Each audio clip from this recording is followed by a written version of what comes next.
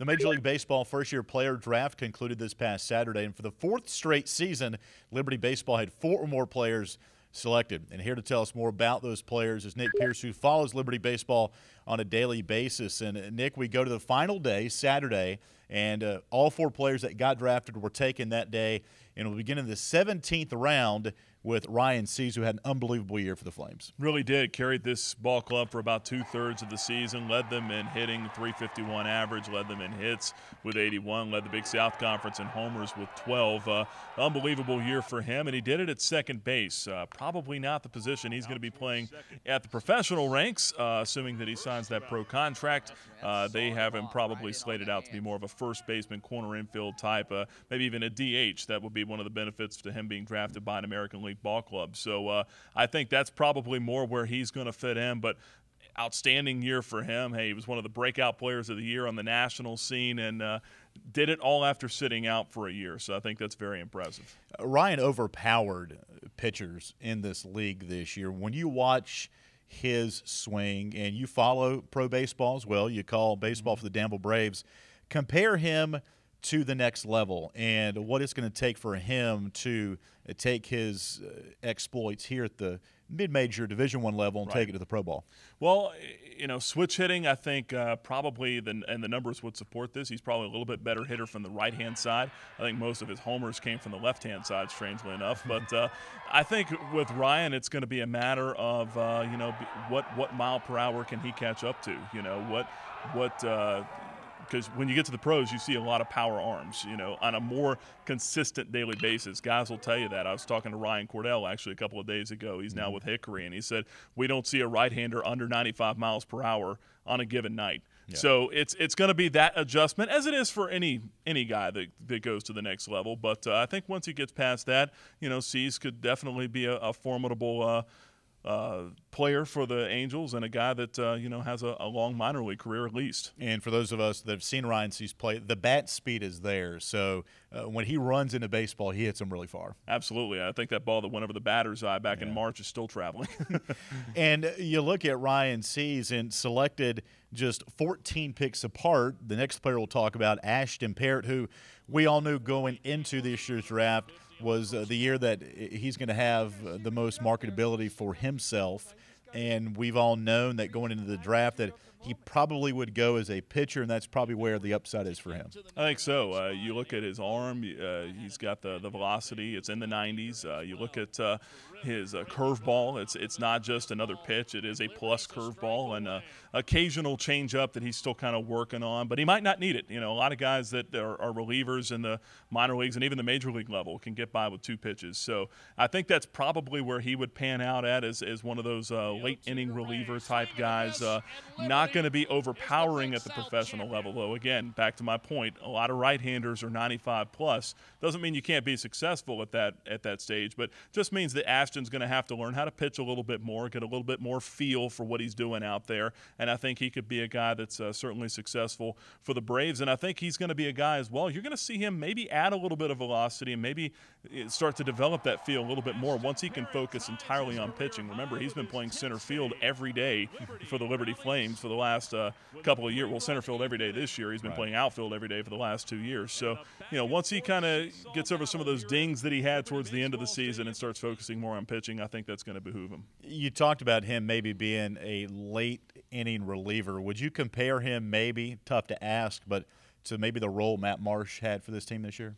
Oh, sure. I mean, I think both of those guys were valuable assets out of the back end of the bullpen, if you will. Marsh obviously signing the contract with the New York Yankees. He's getting a look at some pro ball as well. I'm certainly happy for him. I think we all are. But, yeah, definitely. I think that they're similar and that they can – again, they were overpowering at times for collegiate hitters, and then both of them had devastating out pitches, you know, curveball for Parrott, a palm ball for Matt Marsh. Right. It'll be interesting to see how that pitch translates over to the next level for him. And Matt Marsh's role this year was to set up the 9th inning for Ashton Paired. Move on to now the 27th round. Kansas City takes first baseman Alex Close. And if you followed Alex Close in his story, great freshman year, slumped as a sophomore, but had an outstanding junior year. Really did. Bounced back really well, hit .323 this year with 9 homers, led the ball club in RBIs with 46. And, you know, he's a guy that the Kansas City Royals got to look at him. I know at least the weekend that they played the Longwood Lancers, there was a scout from Kansas City there for a couple of days. So, yeah, you know, he had a good weekend up there. He had a few hits, knocked in a few runs, and you know, Close is a guy that you know could pan out at that next level. I think he was actually taken as a catcher, if I'm not mistaken. So you know, that'll be interesting to see what kind of adaptation he makes at the next level. Not having caught a ton of games, he's primarily been a first baseman here for the Flames, but we certainly know that the bat is there, and you know, like any other guy, it'll be just adapting to that wood now, not the college bats. Before we move on to Adam Parks, I want to present this question to you, Nick. When you look at guys like Ashton Perritt and Alex Close, junior eligible to go, 17th round, where's the decision-making part of deciding to come back versus sign that contract? Yeah, and again, we should point out that we're making this assumption as if all these guys are going to go. We don't know that. You know, that's obviously if they go, then this is kind of, you know, where we see them going at this point, and the direction we see them heading in. But I guess the decision-making process is ultimately every kid's got to do what they think is best for them. Certainly us as Liberty folks would love to see them come back. It would certainly hurt to lose a lot of these guys. But, you know, I think ultimately everyone's got to sit down with their family. Everyone's got to sit down and think about what's best for them.